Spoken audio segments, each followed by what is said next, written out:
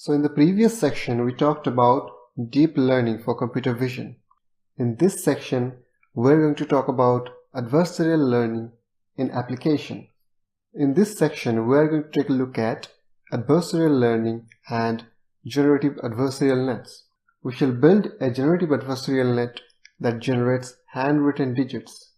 We shall create new Pokemon images using the same, and finally, we shall also look into a demo of image super resolution using generative adversarial nets. Unraveling adversarial learning and generative adversarial nets. So in this video, we are going to take a look at discriminative versus generative algorithms. We are going to take a look at adversarial learning and generative adversarial nets, and we shall see some examples of the same.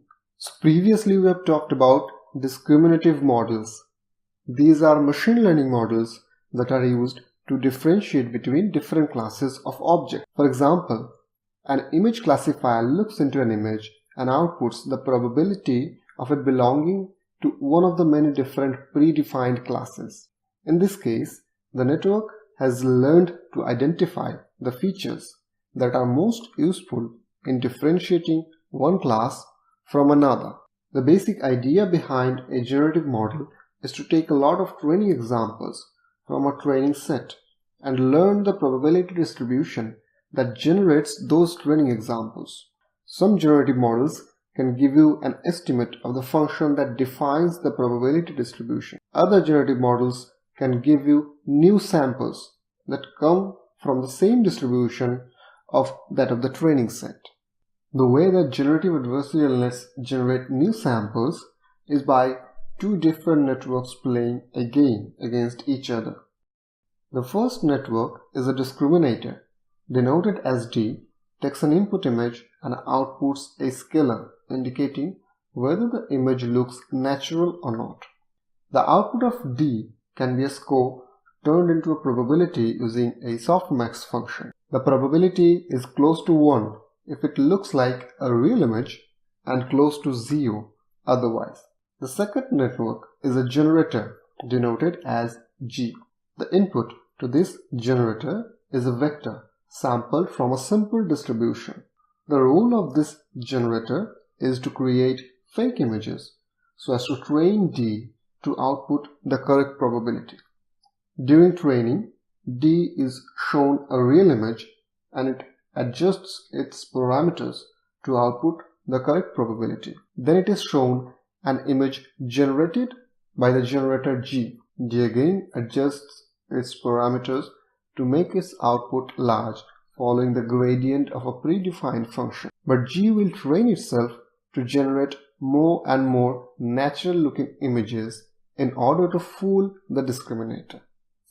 The generative adversarial nets were proposed by Ian Goodfellow and his associates in 2014.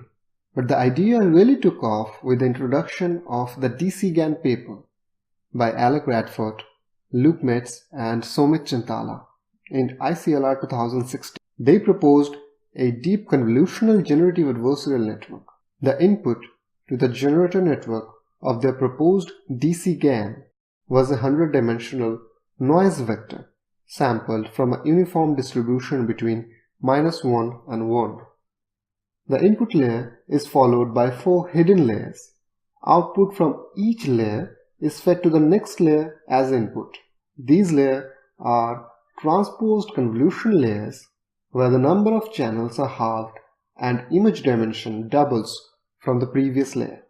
The output layer is of dimension.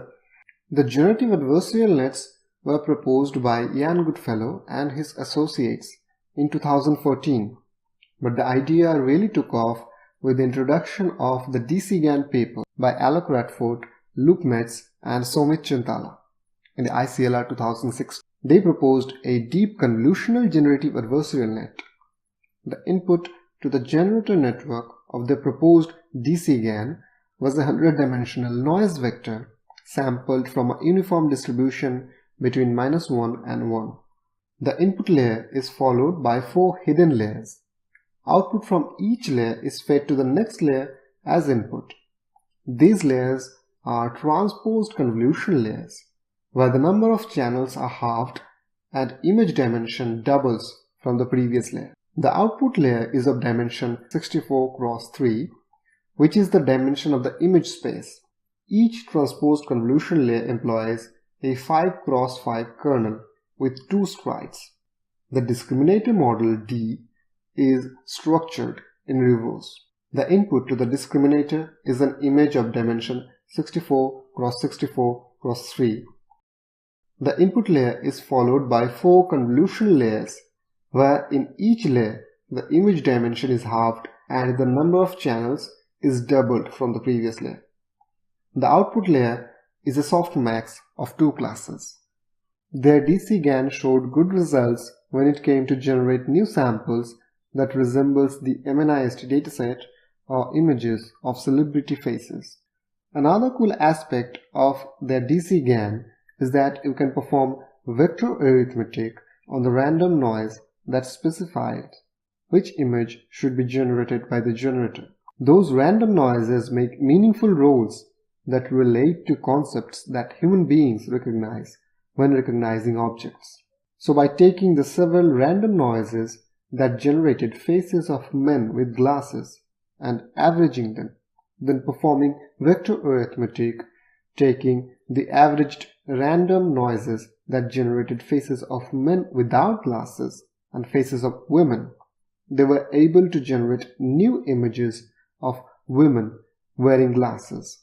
So there are many cool examples where GANs have been used to generate interesting results. For example, Cycle GAN can perform image-to-image translation. SR GAN or the Super Resolution GAN can generate realistic high-resolution images. GANs have also been used to learn cross-domain relations between images without any extra label. So it can generate shoes that matches with images of bags or vice versa. So these are some of the examples of GANs being used in several different use cases.